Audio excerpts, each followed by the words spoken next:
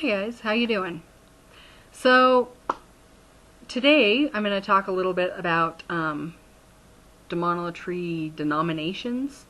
I think it's probably common knowledge that there are just as many denominations of demonolatry as there are Satanism or even Christianity.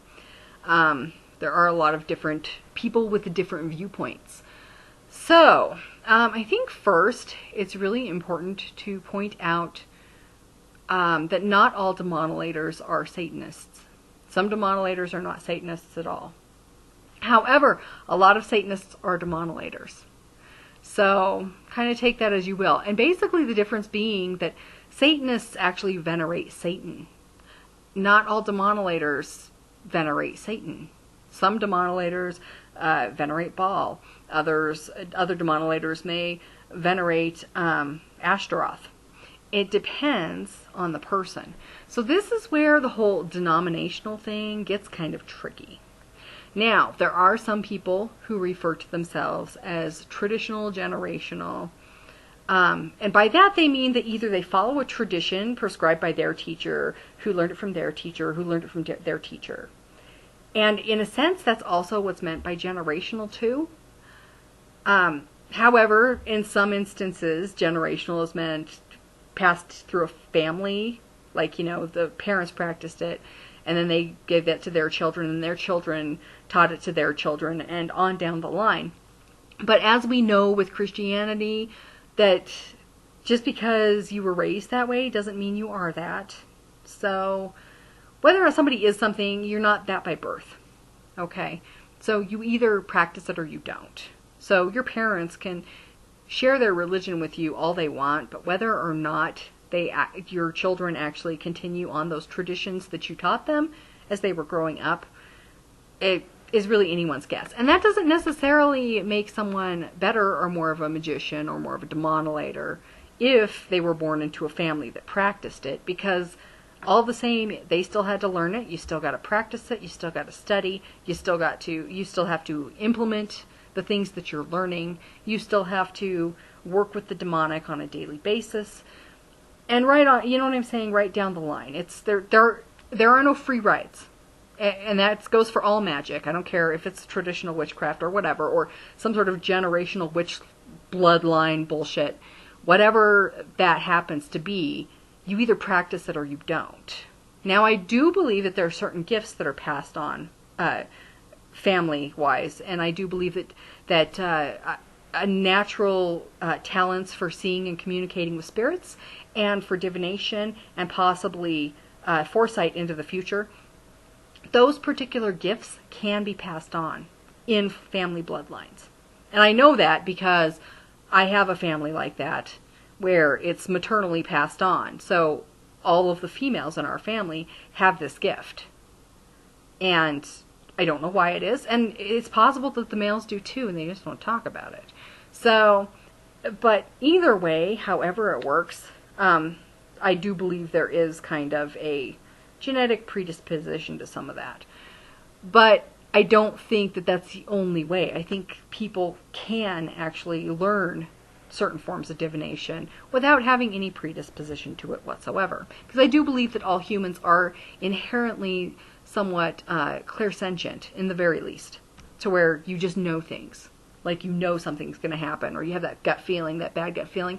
I think that's just a human trait that we all have. Whether or not you develop it and learn to trust it is an entirely different story.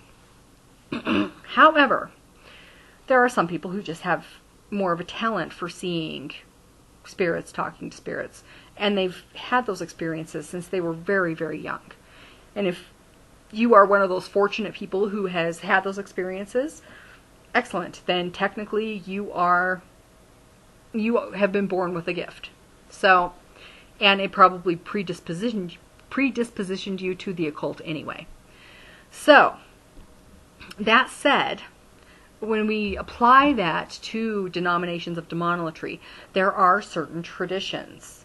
So there is what I call Ducante demonolatry. That's my designation. I don't know if other people would agree with me. Where people who work with the Ducante hierarchy, and they learned it from their teacher, and their teacher learned it from their teacher, and it just goes on down the line. So what I give you guys in a lot of my books is kind of a tradition of Ducante demonolatry, but I've also expanded my work to include people who work with Goetia and people who work with Kemetic Pantheon or different pantheons. So there's that. But basically, by tradition, basically means you're doing something that has been passed on from teacher to student, and down the line.